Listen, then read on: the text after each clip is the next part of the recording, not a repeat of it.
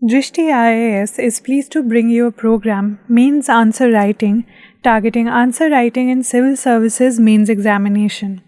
We will be alternatively covering GS Papers 1, 2 and 3 through this program. For GS Paper 4, please watch our program, Ethics Definitions and Concepts. The link for it is mentioned in the description below.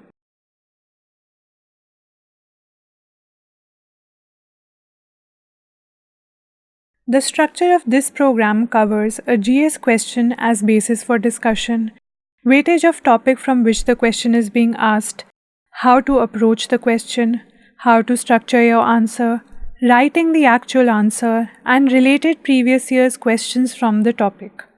Let's look at the question we'll be discussing in this episode. The question is, regionalism is important for maintaining unity and diversity in India. Discuss. The question is on the topic regionalism from the segment of Indian society under GS Paper 1. Over the years, the weightage of the topic has varied between 4 to 6 questions every year in the period 2013 and 18. Shifting towards how to approach the question. In general, there are two things we have to understand with respect to a question: the underlying theme of the question and what is or are being asked about that theme. Now let's consider the above question. The underlying theme of the above question is regionalism. About this theme of regionalism, importance of regionalism in maintaining the unity and diversity in India is being asked. Another important step in framing your approach to answer any question is to understand the command word. The command word of this question, discuss, requires a broadly covered and an all-encompassing answer, highlighting both positive and negative aspects of the theme. Solutions and remedies can also be suggested. Moving towards how to structure the answer. The first part of the answer will be introduction of the answer, which will include a brief description and the link between the terms regionalism and unity and diversity. The second part of the answer, that is the body of the answer, will include two parts. Number 1, how regionalism facilitates unity and diversity, and how regionalism may lead to fragmentation of the country. Lastly, in our conclusion, we will sum up our answer by mentioning how government is addressing this legitimate concern of regionalism. Shifting focus to the actual answer writing. The answer provided here is a representative answer. That is, how the actual answer may look like. It can be adapted or modified as per your own natural style of writing, whether paragraph form or short sentences or bullets or diagrams. We have also taken certain liberties with the word limit by including certain additional information in the answer for your comprehensive understanding. Let's look at the answer. Regionalism is the expression of a common sense of identity and purpose by people within a specific geographical region, united by its unique language, culture, etc. Regionalism in India is rooted in India's diversity of languages, cultures, tribes, and religions. But underlying this diversity are bonds of unity or oneness, even in variety and differences. Regionalism is important for unity and diversity. India, by adopting a democratic approach to the question of diversity, allows the political expression of regional aspirations and does not look upon them as anti-national or as a threat to its unity. Allowing parties and groups to address the people on the basis of their regional identity, aspirations, and specific regional problems gives a sense to the people that their voice is being heard. This prevents the aspirations from taking a negative direction by ensuring that regional issues and problems receive adequate attention and accommodation in the policy-making process.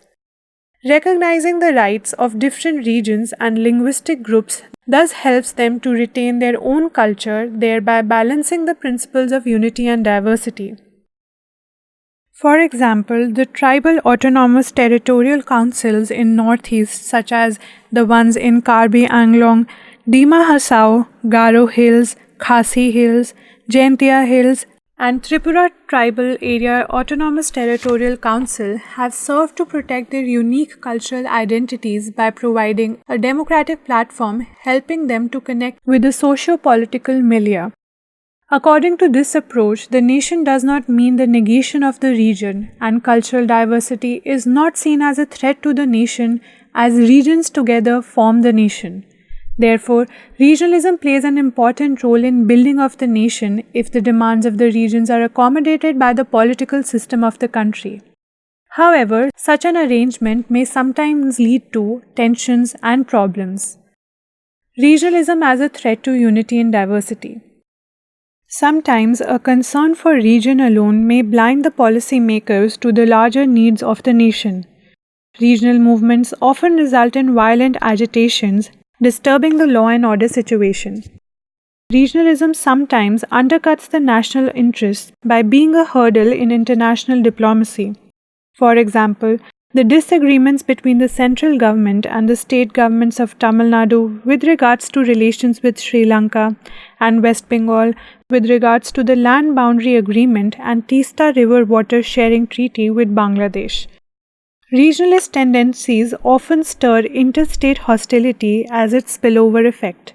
Example, the interstate water disputes over the Kaveri River between Karnataka and Tamil Nadu.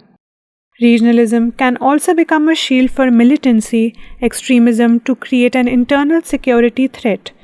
Kashmir militancy is an example of this type of regionalism. Way forward. Regional aspirations are very much a part of democratic politics, and the expression of regional issues is not an aberration or an abnormal phenomena. In a country like India, where diversities are territorially grouped, accommodation of multiple aspirations of a diverse population is necessary.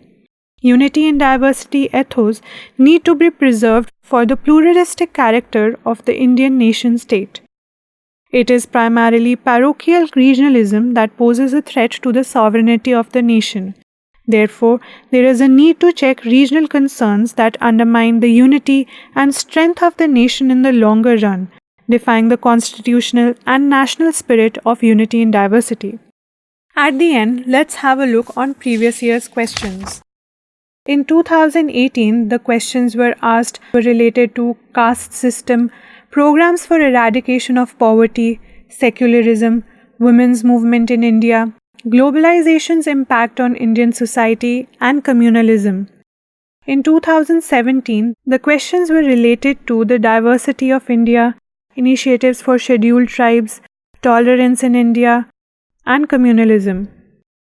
In 2016, the questions were related to formation of linguistic states, the basis of regionalism in India, impact of globalization on diversity in India, eradication of poverty, and constitutional provisions for upliftment of scheduled tribes.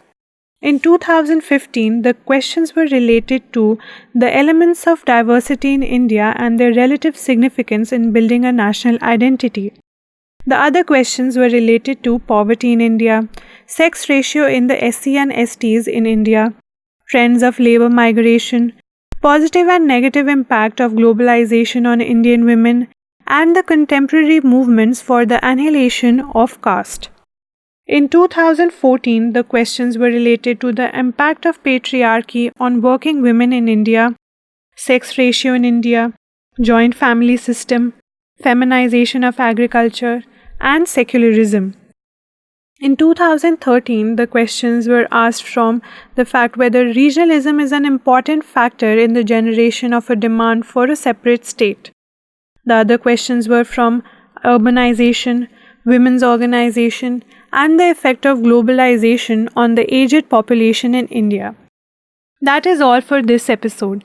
We will see you next time with the question from GS Paper 2. Stay tuned.